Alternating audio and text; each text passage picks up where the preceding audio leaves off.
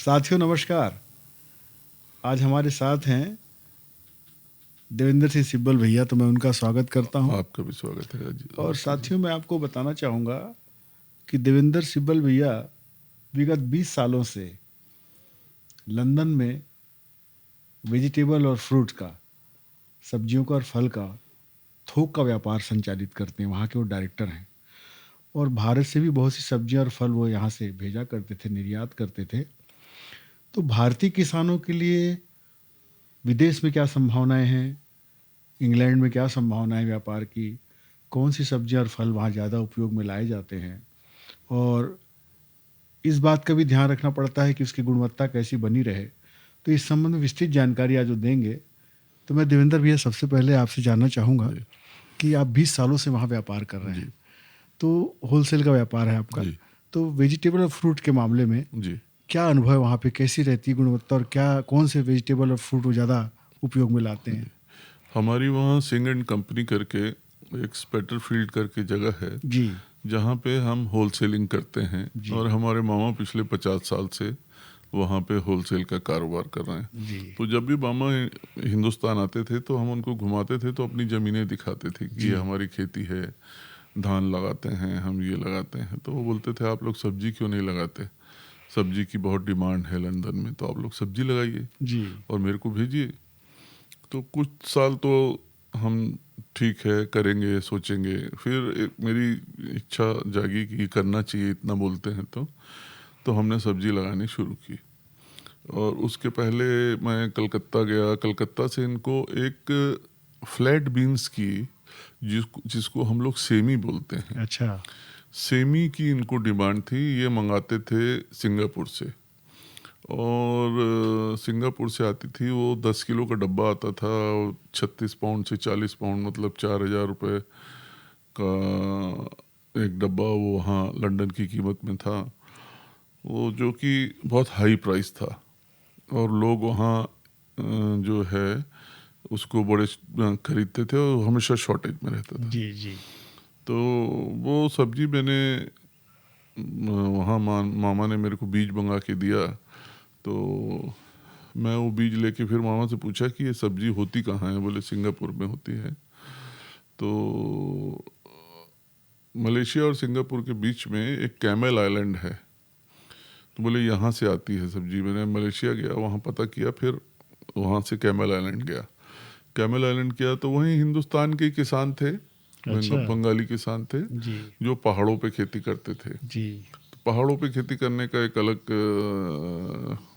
जैसे हमारे यहाँ हिमाचल में और दार्जिलिंग साइड जो खेती करते हैं, उनकी एक अलग चैलेंजेस होते हैं, एक जी अलग उनकी वो दृष्टिकोण होता है। तो वहाँ गया, वहाँ देखा मैंने सारा खेती वेती वहाँ का सिस्टम देखा। फिर मैं आया इंडिया में, तो यहाँ अपने यहाँ उसको लगाया। तो ठंड में तो सब्जी यहाँ छत्तीसगढ़ में भी बहुत अच्छे से पैदा हो जाती है, जी लेकिन उसकी सही प्राइस जो लंदन में मिलती है वो गर्मियों में मिलती है। अच्छा तो गर्मी में मैंने यहाँ लगाने की कोशिश की, उसके आजू बाजू भुट्टा लगाया, ज्वार लगाया, ताकि वो उसको गर्मी इतनी ना लगे, लेकिन वो कामयाब नहीं हुआ। तो उसके बाद मैं दार्जिलिंग गया। दार्जिलिंग में ये पहले मैंने वेस्ट बंगाल हॉर्टिकल्चर डिपार्टमेंट को लिखा कि मेरे को ऐसा कोई किसान बताइए जो मेरे लिए सब्जी उगा सके। तो वहाँ से मेरे को एक जवाब आया कि आपको दार्जिलिंग साइड में तिस्ता नदी के पास एक प्रधान नाम का किसान है, जो काफ़ी जानकार है, वो आपको ये सब्जियाँ लगा के दे सकता है। वहाँ के किसान का समूह भी है उसके साथ। तो मैं दार्जिलिंग गया, बागडोगरा उतरा, बागडोगरा से बाय रोड। तो वो तिस्ता नदी के से लेफ्ट में रास्ता कटता है, दो गांव पड़ते हैं, छोटा महुआ बड़ा महुआ। तो वहाँ गया, तो उसने फार्म के अंदर एक छोटा सा रिसोर्ट बना के रखा था, खेती भी करता था, और उसको जड़ी बूटियों का बहुत जानकार था। उसके पास गया, उसको बोला कि मैंने ये क्रॉप लगानी है। बोले नहीं साहब, यहाँ किसान बहुत गरीब हैं, ये लोग क्रॉप चेंज नहीं करेंगे। तो मैंने बोला कि आप लोग एक क्रॉप में कितना कमा लेते हैं? बोले 20,000 रुपये हमको पर एकड़ बचता है एक क्रॉप में, जो भी क्रॉप लगाएं। तो मैंने बोला 20,000 मैं दे दूं अगर आपको 1 एकड़ का, तो आप मेरे लिए लगाएंगे? बोले हाँ लगाएंगे। तो मतलब 4 किस्तों में दूंगा पैसा मैं, 5-5 हज़ार करके, आप किसानों को तैयार करिए। उसने कुछ कुछ किसान तैयार किए, और वहाँ से हम लोगों ने सब्जी लगाई और सब्जी कामयाब हुई और लंदन भेजी वहाँ से जी। सब्जी। उसके बाद कौन कौन सी सब्जी थी वो? वो सिर्फ फ्लैट बीन्स, अच्छा, क्योंकि खाली वो खाली सेम। गर्मी में अबाउट 4,000 फुट सी लेवल से ऊपर लगाने से अच्छा। वो उसको तो टेम्परेचर ठीक मिलता है और वहाँ पैदा होती है। 4,000 फुट मैं वहाँ का चेक किया, जी, जहाँ जी। पे वो कैमल आइलैंड में जहाँ लगी थी अच्छा। वो सी लेवल से 4,000 फुट ऊपर था, और हम जहाँ लगा रहे थे वो सी लेवल से 4500 फुट ऊपर था। तो ये सफल रहा तो मतलब? सफल रहा। पर वो उसके बाद उन्होंने बोला भी मेरे को मिर्ची की डिमांड है, तो मिर्ची का बीज जो है, मतलब कौन सी वैरायटी की मिर्ची चाहिए आपको, तो बोले बुलेट चिली। बुलेट चिली क्या होती है, वहाँ एक मिर्ची आती है जो चाइनीज़ में उसमें काफ़ी वो यूज़ होती है। वो इतनी लंबी होती है और एकदम गोली की तरह होती है, जैसे अच्छा। 315 बंदूक की गोली होती है, जी, सीधी एकदम। जी। उसकी फल भी सीधा होता है और उसकी डंडी भी सीधी होती है। अच्छा। वो ऐसा बहुत, एक तो वहाँ हर चीज़ की कॉस्मेटिक वैल्यू की, बहुत सब्जी की दिखती कैसी है सब्जी, उसकी भी बहुत वो है कि अच्छा। सब्जी दिखने में भी अच्छी होनी चाहिए, टेढ़ी मेढ़ी घूमी घामी ना हो, तो सीधी हो। तो वो सब्जी उसको बोले मिर्ची चाहिए हमको। तो मैंने बोला ये बीज कहाँ से, तो बोले बीज थाईलैंड से। तो मैं थाईलैंड गया तो वहाँ चिया ताई करके एक सीड कंपनी है, बहुत बड़ी सीड कंपनी। चिया ताई से मैं सीड लाया, यहाँ लगाया, तो मिट्टी बदलने से वो यहाँ वो क्वालिटी नहीं निकली। जी। तो उसके बाद सीमेंस कंपनी है, यहाँ बीज मिलते हैं बाज़ार में। सीमेंस कंपनी की एक हॉट चिली करके एक उसका उनका ब्रांड है, वो मैंने लगाया तो वो बहुत अच्छी पैदावार हुई। बहुत तो मामा आए, दिसंबर का महीना था, वो क्रॉप देखे तो बोले बहुत अच्छी क्रॉप है, आप इसको लंदन भेजो। तो मैं भेजा, तो पहला शिपमेंट भेजा तो मेरे को बहुत डांट पड़ी वहाँ से कि कैसे भेज दिए, इसको तोड़ के कितने दिन अपने पास रख लिए, तो मिर्ची की डंडी पूरी सूख गई है, काली पड़ गई है। तो मेरे को बड़ा वो लगा कि मैंने तो फ्रेश तोड़ा और फ्रेश भेजा और ऐसा कैसे हो गया। फिर मैं एग्रीकल्चर कॉलेज गया, वहाँ पे प्रधान करके एक साइंटिस्ट थे, उनसे मिला, उनको लेके खेत गया, उनको अपनी प्रॉब्लम बताया। तो उन्होंने बोला आपको फिर कब भेजना है, मैंने बोला शनिवार को। बोले मैं पैक करूँगा। तो ड्राइवर के साथ मैंने भेज दिया, क्योंकि मेरे को तो लगा कि अब ये ठीक से नहीं पहुँचेगी, इसमें प्रॉब्लम है कुछ। तो उन्होंने पैक किए, मिर्ची ठीक पहुँची। तो मैंने प्रधान जी को और ड्राइवर को पूछा कि इन्होंने किया क्या था। बोले सर ये एक्चुअली बर्फ़ की ले गए थे और बहुत बड़ी चद्दर ले गए थे और पॉलीथीन ले गए थे होल वाले। तो इन्होंने मिर्ची तोड़ी और वो बर्फ़ को पानी के ड्रम में डाल दिया, और मिर्ची तोड़ के सीधा वो ड्रम में डालते थे। मिर्ची ठंडी हो जाती थी और उसके बाद उसको वो चद्दर में फैला के सुखा के फिर 1-1 किलो का पैक बना के इन्होंने पैक किया। तो लंदन में वो कामयाब हो गई। तो मैंने उनसे साइंटिस्ट से पूछा ये क्या था। बोले सब्जियां भी सांस लेती हैं, तो ये आप इसकी फॉर्म हीट नहीं निकाले थे, अच्छा। जो इसकी जो पैदा होने के बाद जो इसकी गर्मी होती है सब्जी के अंदर, वो आपने निकाला नहीं। तो सब्जी वो जो है और गर्म हो गई, गर्म होने से वो उसका जो डंडी है वो सूख गई। अच्छा। तो मैंने उसकी फॉर्म हीट निकाल दी, उसको ठंडा कर दिया पहले एक बार, उसके बाद उसको भेजा, तो इसलिए वो सक्सेस हो गई। मतलब एक टेक्निक से हाँ जी, सब्जी हम सफलतापूर्वक वहाँ भेज वहाँ सकते भेज हैं। सकते तो हैं। मिर्ची की डिमांड यहाँ से वहाँ जाने की अच्छी है? जाने की है, मिर्ची की डिमांड अभी भी बहुत है। अब मैं ये मेरे ख्याल 4 महीना हो गया होगा, 4 महीना पहले मैं टर्की गया। हीरो होंडा की का भी काम है हम लोगों जी, का। जी, जी, तो जी। हीरो होंडा की एक वहाँ डीलर मीट था, ऑल इंडिया डीलर मीट, बहुत सारे डीलर गए थे हम लोग। तो मेरे मामा ने बोला कि भाई टर्की से हमको बहुत सब्जी आती है, तो आप टर्की से भी हमको सब्जी एजेंट पता करो। तो मैंने एक एजेंट से बात किया, तो मैं बोला मैं इस होटल में ठहरा हूँ, आप आके मेरे से मिलो। बोले सर हम आपसे दूर हैं, हम रहते हैं अंथालिया में, जी, जो 1-1.5 घंटे की फ़्लाइट है। जी। तो अगर आपके पास समय है तो आप अंथालिया आ जाइए। तो फिर मैं अंथालिया गया। अंथालिया जाके देखा, तो अंथालिया में जैसे ही मैं प्लेन से उतर रहा था, बहुत सारे ग्रीन हाउस और नेट हाउस और पॉली हाउस दिखे।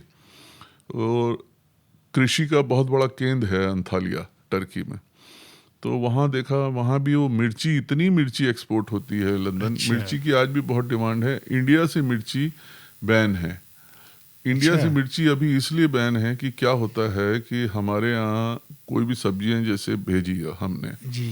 सब्जी भेजी और वो लंदन गई, लंदन पहुंच के अगर उसका डेफरा उसको चेक करता है, डेफरा ने चेक किया इसमें केमिकल ज़्यादा निकला तो उसको बैन कर देता है। ओह। तो कोई भी उसमें केमिकल या कुछ मतलब उनको इंसेक्ट विश्व निकले, ऑर्गेनिक चाहिए। उनको चाहिए लो केमिकल या ऑर्गेनिक। अच्छा। हाँ, या तो केमिकल की जो स्टैंडर्ड मात्रा है उससे ज़्यादा उससे नहीं। कम हो हाँ हाँ। या केमिकल फ्री हो, ओह। ये वहाँ डेफरा चेक करता है। और हमारे यहाँ जो प्लांट एंड कोरिएंटल डिपार्टमेंट है जो इसका अप्रूवल देता है, जी जी। वो इतनी बारीकी से चेक नहीं करता, वो सिर्फ फॉर्मेलिटी करके सर्टिफिकेट दे देता है, ओह। कुछ लेन देन करके सर्टिफिकेट दे देता है, जिससे वहाँ जाती है, जाने के बाद वहाँ चेक हो जाती है और वो सब्जी को वो लोग स्क्रैप कर देते हैं और उसको बैन कर देते हैं। तो अभी यहाँ से क्या क्या जा रही है, ऐसा कुछ जानकारी देना अभी यहाँ से हमारे यहाँ से लौकी बहुत जा रही है और जी। लौकी की बहुत डिमांड है वहाँ। लौकी, लोग हेल्थ कॉन्शियस हैं बहुत, लौकी बहुत मात्रा में यहाँ मतलब वहाँ कंजम्पशन है लौकी का। लौकी जा रही है, अरबी जा रही है, टिंडा जा रहा है, परवल जा रहा है और कड़ी पत्ता जा रहा है। ये सब चीज़ें, कच्चा आम जा रहा है, पपीता जा रहा है, थोड़ा जैक फ्रूट जाता है। ये सारे आइटम आपके यहाँ शॉप हमारी में? दुकान में सारे आइटम रहते तो ये हैं। जो आप जो वहाँ से होलसेल में जी डिस्ट्रीब्यूट करते हैं सब डीलरों को, जी। ये सब डीलर कौन से होते हैं? अपने ये इंडियन जो होते हैं? ये क्या है, कुछ तो हमारे पास लंदन में जो बड़े स्टोर हैं, जी जैसे क्वालिटी स्टोर्स है, वो गुजराती हैं, बड़ा अच्छा हमारे उनसे रिलेशन है, पिछले 50 साल से वो हमसे सब्जियां ले रहे हैं। जी जी। 2-3 कंटेनर मतलब 2-3 करीब 8 से 10 टन उनको रोज की सब्जी हमारी उनकी दुकान में जाती है। देवेंद्र भी छत्तीसगढ़ का किसान जी। कौन सी सब्जी पर ध्यान दे जो वहाँ जा सकती है, क्योंकि लौकी उनको बहुत अच्छी, लौकी लौकी बहुत अच्छी सब्जी है यहाँ। उसका आंवला बहुत जा सकता है, आंवला जा आंवले की भी बहुत डिमांड है यहाँ। यहाँ से हल्दी जा सकती है, अगर हम हल्दी लगाएं, यहाँ का अदरक जा सकता है। हल्दी के लिए ये ज़मीन अच्छी है क्योंकि छत्तीसगढ़ की। छत्तीसगढ़ की ज़मीन अच्छी है और वो 1 साल की क्रॉप होती है। इस गर्मी में लगाओ तो अगली गर्मी में निकलती है, क्योंकि ये महाराष्ट्र का जो इलाका है, जी ये नांदेड़ और उसके आसपास का जो इलाका है, जी। ये हल्दी का मेन गढ़ है। और वहाँ के कस्टमर कौन कौन से हैं ज़्यादातर हमारी सब्जियों को खाने वाले? हमारे वहाँ मतलब 1 करोड़ के आसपास हमारी आबादी वहाँ की, जो जिनका कल कई तो इलीगल भी रहे हैं। ऐसा मान लीजिए आप कि 1.5 करोड़ से 2 करोड़ के बीच में एशियन आबादी है। एशियन आबादी में हिंदुस्तानी, पाकिस्तानी और बांग्लादेशी, अच्छा। ये 3 हैं। जी ये 3 जो कम्युनिटी है, इनको वही सब्जी लगती जो हम लोग हिंदुस्तान में खाते हैं। ये जी हमारे ही लोग हैं, जी जी। यहीं से गए हुए लोग हैं। इनको वही भिंडी, लौकी, तरोई, करेला वो चाहिए। तो लेकिन हम लोग एक्सपोर्ट में, पहले हमारे यहाँ से एक्सपोर्ट बहुत होता था, भिंडी बहुत जाती थी। अभी भिंडी जॉर्डन से आती है। अच्छा। जॉर्डन ने ग्रो करना, जैसे जैसे कोई चीज़ बैन होती है उसका विकल्प तैयार हो जाता है, दूसरी कंट्री उसको उगाना शुरू कर देती है और वो उनको पहले पता नहीं होता। जब वो उस क्रॉप के बारे में जान जाते हैं तो वो बहुत अच्छा करने लग जाते हैं, हमसे अच्छा करने लग जाते हैं उनको। एक जिज्ञासा और थी जी कि ये सब्जियां तो भारतीय सब्जियां जो बता रहे हैं यहाँ पे, जी जो लौकी, तरोई, करेला, जी। भिंडी, वहाँ की कोई खास सब्जी है क्या इंग्लैंड की? देखिए, जो इंग्लैंड में जो लोग खाते हैं, जो उनका मेन फूड है, जी। वो है आलू, अच्छा बेबी पोटैटो, फ्रेंच बीन्स अच्छा और चिकन। अच्छा। ये कॉम्बिनेशन है जो रेगुलर, एक जैसे हम लोग का छत्तीसगढ़ का है भी दाल भात और साग खाना है, जी। वैसे उनका ये 3 चीज़ का कॉम्बिनेशन है। तो वहाँ जनरली ये ज़्यादा होती है? ये चीज़ें वहाँ होती हैं, वहाँ पैदा होती है। आलू होता है वहाँ, और फार्मिंग है ही है जी जी उसकी, जी। और फ्रेंच बीन्स, ये चीज़ें वहाँ पैदा होती हैं। और स्पेन बाजू में है, स्पेन एग्रीकल्चर में अच्छा है। जी। स्पेन से शाम को ट्रक निकलता है, सवेरे आके मंडी में लग जाता है। ओह। तो स्पेन से काफ़ी सब्जियाँ, फूल तो गोभी आपके वगैरह। शॉप में स्पेन का भी? हाँ, हमारे यहाँ 14 देशों से रोज़ सब्जियाँ आती हैं। अच्छा। चाइना से लेके, China, Pakistan, Bangladesh, Singapore, Malaysia, Jordan oh. और कीनिया, टर्की, जिम्बाब्वे, इन सब जगहों से अच्छा, सब्जी आती है। सब्जियों के अलावा फल का भी आप जिक्र कर रहे जी थे, जी तो जी। कौन कौन से फल वहाँ प्राथमिकता में हैं? देखिए एप्पल तो वहाँ का ही है फल, जी जी। वो है। बाकी सारे फल, जैसे वहाँ का आड़ू मैं इस बार ट्राई किया, इतना मतलब वैसा आड़ू मैंने लाइफ में पहली बार खाया। अच्छा। हाँ, इतने बेहतरीन आड़ू। और टर्की बहुत अच्छा है सब्जियां उगाने में और फल उगाने में। और उसके आसपास के काफ़ी इलाके हैं, बेरीज जितनी हैं, ब्लूबेरी, जितनी भी बेरीज की वैरायटी हैं ये सब आता है। गोवावा हमारे यहाँ से, इंडिया से भी जाता है। अच्छा। जॉर्डन से भी गोवावा आता है, अमरूद जो है। पपाया स्पेन से बहुत आता है। अच्छा। तो ऐसे सारे जगह से मिला के जब फ्रूट का एक स्टॉल, जब फ्रूट की एक शॉप में आप जाओ या फ्रूट के किसी उसमें जाओ, तो ऐसा लगता है यहाँ की ज्वेलरी शॉप से भी खूबसूरत दिखते हैं वो। एक जिज्ञासा थी देवेंद्र भैया, जी कि आपने बताया कि इतने देशों की सब्जियां और फल वहाँ पहुँचते जी हैं और वहाँ उनका जी। व्यापार होता है। वहाँ का कोई विशेष उत्पाद व्यापारी वहाँ से कहीं भेजते हैं क्या, और फल या सब्जी में इंग्लैंड से प्रॉपर, कि इंग्लैंड से। उनकी अपनी जो सब्जी फल जो बताया, आलू आपने बताया, सेम जी बताया, जी, ये तो वहीं कंजम्पशन हो अच्छा जाता वही है, हो जाता है। वहीं कंजम्पशन हो और जाता है। इनके इनकी गुणवत्ता का मानदंड क्या है? ऑर्गेनिक, जैसे हमारे यहाँ क्या हो रहा है जी जी कि ज़्यादातर केमिकल उपयोग हो रहे हैं, रासायनिक जी छिड़काव बहुत हो जी रहा जी है, जी तो ऑर्गेनिक नहीं माना जाता जी यहाँ जी की जी जी। सब्जियों को, तो वहाँ उनका कैसा मानदंड है? वो क्या है कि जैसे यहाँ भी वो सिस्टम है, जो अच्छे किसान हैं वो इसको जानते हैं कि कुछ वैरायटी आती है हरे चारे की, उसको आप एक बार उगा दो, जब वो उग जाए तो उसी को खेत में मता दो, अच्छा।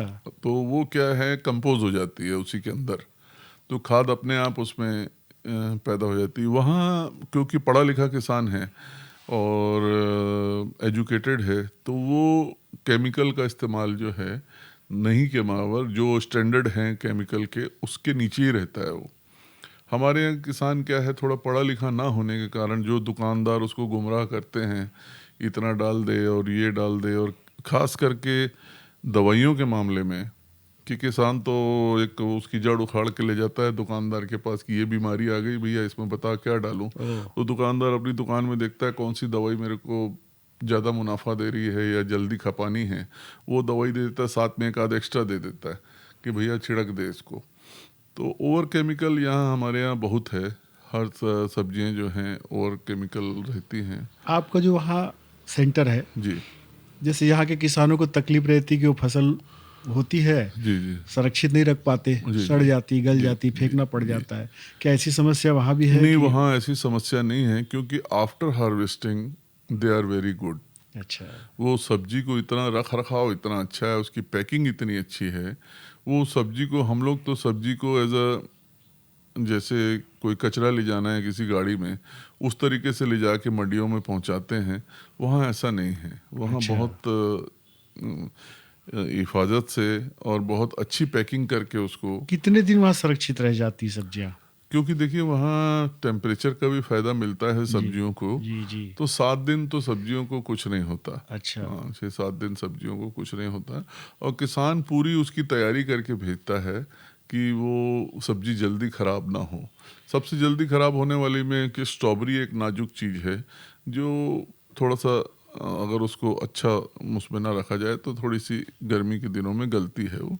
जी। बाकी 7 दिन तो सब्जियों को कुछ नहीं होता। और हर हमारे स्टोरों ये जितने हमारे ये वेयर हाउसेज हैं, सब जगह कोल्ड स्टोरेज लगे हैं। हाँ। जो सब्जी बच जाती है शाम को वो स्टोर के अंदर चली जाती है। हम्म। तो आफ्टर हार्वेस्टिंग अगर हम लोग यहाँ इम्प्रूव करें, मेरे को मालूम है कि 10 साल पहले का ये डाटा था, जब मैं ज़्यादा सब्जियाँ भेजता था और कलकत्ता में रहता, ज़्यादा समय बिताता था। 40 लाख मेट्रिक टन सब्जी हमारे यहाँ हर साल सड़ती है, ड्यू टू हम लोग आफ्टर हार्वेस्टिंग बहुत उसको सुरक्षित नहीं रख नहीं पाते। रख पाते। ओह।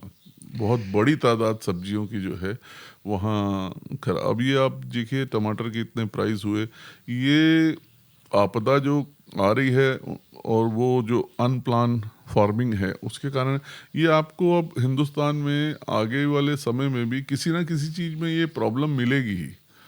कभी किसी क्षेत्र में कुछ हो गया तो उस क्षेत्र से जो पैदा हो रहा है वो फसल कम हो गई तो रेट एकदम से ऊपर चले गए। प्राकृतिक आपदा जो आ रही है, जी प्राकृतिक आपदा जो आ रही है, अब इस बार देखिए बासमती का चावल ये जो पंजाब में खराब हुआ है जी। चावल, तो इस बार बासमती जो है वो पाकिस्तान काफ़ी बासमती एक्सपोर्ट कर पाएगा, हम नहीं कर पाएंगे। ओह, पाकिस्तान में भी वही बेल्ट है, पंजाब का जो पाकिस्तान का बेल्ट है वहाँ बहुत अच्छी क्वालिटी की बासमती पैदा होती है।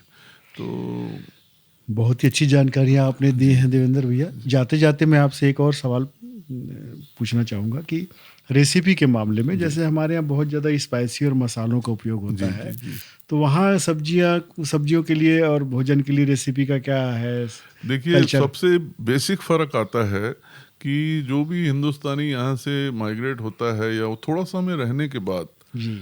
वो अपने आप मसालों से परहेज हो जाता है उसका। अच्छा। क्योंकि वहाँ जो अंग्रेज़ों का खाना है उसमें तो कोई स्पाइसेस होते नहीं, उनके अच्छा। खानों में तो कोई स्पाइसेस होते नहीं। अब ये जो चिली का भी उपयोग है, ये जो खास करके रेड चिली का ये और स्पाइसेस का, ये धीरे धीरे क्योंकि वहाँ का टेस्ट बट में ही ये चिली नहीं है, अच्छा। तो आम आदमी भी धीरे धीरे जैसे हमारे मामा ही हैं, वो भी अगर उनको थोड़ी सी भी चिली चली जाए खाने पे तो वो बोलते हैं मेरे को जलन हो रही है, या बिल्कुल भी मिर्ची का हाँ उपयोग नहीं। मिर्ची का उपयोग धीरे धीरे खत्म। तो जैसा देश वैसा भेष बोलते अच्छा, हैं कि अच्छा। जैसे एटमॉस्फेयर में वो रहते हैं, भाई साल में इतने फंक्शन अटेंड करने हैं, वो करने हैं, किसी के यहाँ खाने पे जाना है, तो जहाँ चिली का उपयोग ही नहीं है तो आपके टेस्ट बड वैसे डेवलप हो जाते हैं कि आप बिना तो मसाले ऐसा और उपयोग क्यों नहीं करते? बहुत नुकसानदेह मानते हैं क्या इसको? हाँ उनका टेस्ट बड ही नहीं है, वो लोग अच्छा। शुरू से उस चीज़ का अच्छा। उस चीज़ को, उनकी एसिडिटी बढ़ जाती है, इनको अच्छा। जलन होने लग जाती है, ओह। इनके मुंह में छाले पड़ जाते हैं, कभी गलती से ये मिर्ची खा लें तो मुंह में छाले पड़ जाते हैं। खैर अच्छा। बच्चे तो बिल्कुल ही नहीं खाते, आने वाली जनरेशन तो बिल्कुल ही मिर्ची से दूर है, जी, जी। लेकिन जो पुराने भी यहाँ से हिंदुस्तान से भी जो 40-50 साल पहले गए हैं, वो भी अगर थोड़ी सी मिर्ची खा लें तो मुंह में छाले पड़ जाते हैं और उनको एसिडिटी शुरू हो जाती है, जलन शुरू हो जाती है गले में। आपका लंदन में ही व्यापार है, जी सबसे बड़ा शहर जी लंदन। जी। तो वहाँ कौन से कम्युनिटी के लोग ज़्यादा रहते हैं, कुछ ऐसा? सबसे देखिए वहाँ 1 से 1.5 बिलियन करीब 10 to 15 मिलियन लगभग एशियन है, जी। जिसमें तीनों कम्युनिटी है, मतलब तीनों कंट्री के मिला के, इंडिया, पाकिस्तानी और बांग्लादेशी, जी, जी। ये जो हैं ये 1.5 करोड़ के आसपास लोग वहाँ हैं। और जिसमें सबसे ज़्यादा कम्युनिटी जो है वहाँ, पहली जो है वो फर्स्ट में इंडियन है, सेकंड में मुस्लिम है, थर्ड में गुजराती है, फोर्थ में बंगाली है, और अब धीरे से साउथ के जो लोग हैं वो जा और रहे हैं। अपने सिख कम्युनिटी के? सिख कम्युनिटी सबसे ज़्यादा है ज़्यादा है वहाँ। ज़्यादा है वहाँ, सिख कम्युनिटी सबसे ज़्यादा है और पूरे यूरोप में है। और लंदन के भी गांव में भी खेती कर रहे हैं, जो पुराने गए हुए हैं अच्छा। वो वहाँ भी खेती कर रहे हैं। वहाँ भी जैसे अपनी यहाँ जनवरी में लोहड़ी होती है तो वो लोग उस दिन साग का बहुत बिक्री होती है। वो साग जो है टनों के हिसाब से उस दिन बिकता है, 12 से 15 तारीख के बीच में। ये अपनी जो संक्रांति होती है, ये लोहड़ी बोलते हैं जिसको, वो वहीं पैदा होता है, जी। वहीं के किसान हैं, वो बाजार लाते हैं उसको, बड़ी तादाद में साग लाते हैं। तो वो गांव में किसान हैं जो, अभी मैं गया तो वहाँ कबड्डी की प्रतियोगिता हो रही थी बर्मिंघम में, अच्छा। तो काफ़ी पंजाबी कम्युनिटी इकट्ठी थी कबड्डी की उसमें। ये जानकारी आज देवेंद्र भैया ने जो दी है, मेरे यहाँ के किसान भाइयों के लिए बहुत लाभप्रद होगा, और मैं आशा करता हूँ कि उनसे संपर्क करके, उनसे सलाह लेकर के अगर अच्छी सब्जियों और फलों का उत्पाद तैयार किया जाए तो विदेश में बहुत ज़्यादा इसकी डिमांड है और आर्थिक रूप से हमारे किसान भाई सक्षम हो सकते हैं। प्यारे दोस्तों, आप सबका बहुत बहुत शुक्रिया। देवेंद्र भैया आपको ही बहुत बहुत आपका भी शुक्रिया। बहुत बहुत शुक्रिया।